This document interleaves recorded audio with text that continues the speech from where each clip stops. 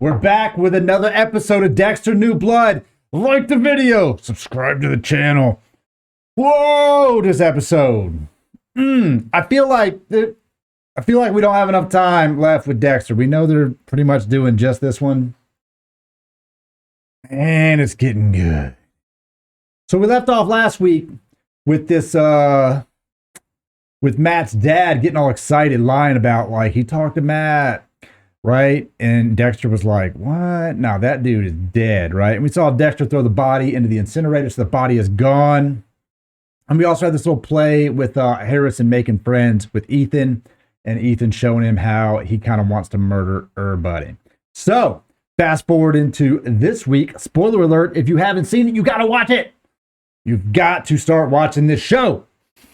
And if you've made it this far, pause it, come back, we'll talk about it. But I like how they are really taking Dexter out of the killer role. Now, I will say the preview for next week looks like it might take yet another turn. But Harrison, it's very interesting to watch this character. I think Harrison's going to be kind of the star of the show going forward because everything is going to start revolving around him, right? So we saw in the preview last week for this week that there was going to be an altercation with Harrison. We didn't know what it was.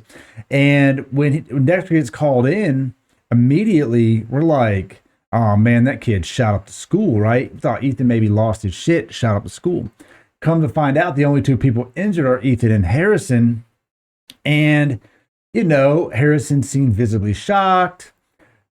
Everything. And this came right after he listened to this true crime episode of this podcaster about his mom. You know, we got to wonder, like, so most people don't just come into a situation like this and then just like, okay, dad, you're dad.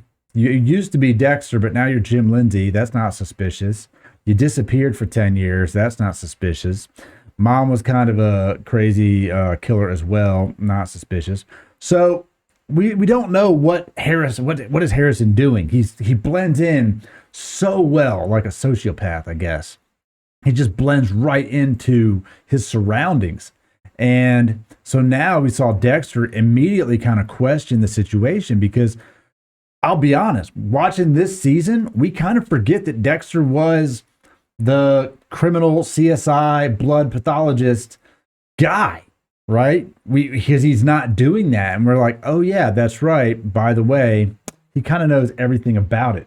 So we saw him start to immediately question the stab wound on Harrison, the whole situation. And then we saw him start to do his little own investigation. Now, there's like three main storylines I think we have happening. And that's why I said we don't have enough time for this.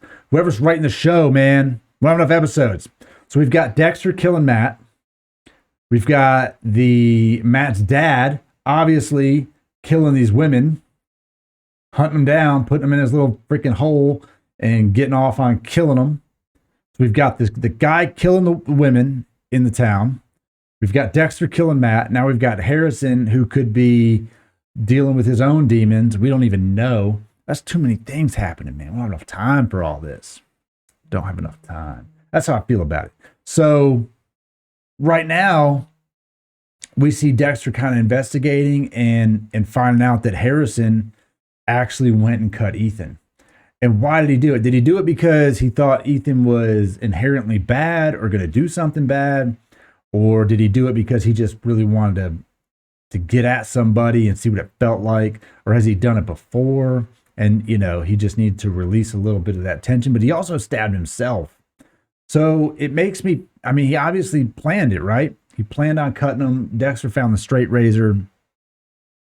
Ethan obviously said that Harrison came at him. So what's going through Harrison's mind? Is this the first time that he's done this? Because it's pretty well thought out, and his reaction was pretty spot on up until the day after. He was like, I'm going outside to get some fresh air, and takes his stuff and leaves. So what's really going on there? And Dexter knows. Now Dexter has to confront him and talk to him about it.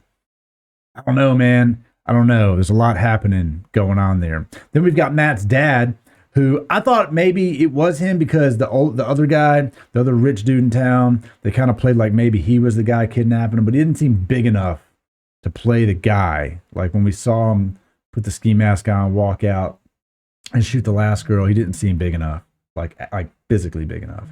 So there was that.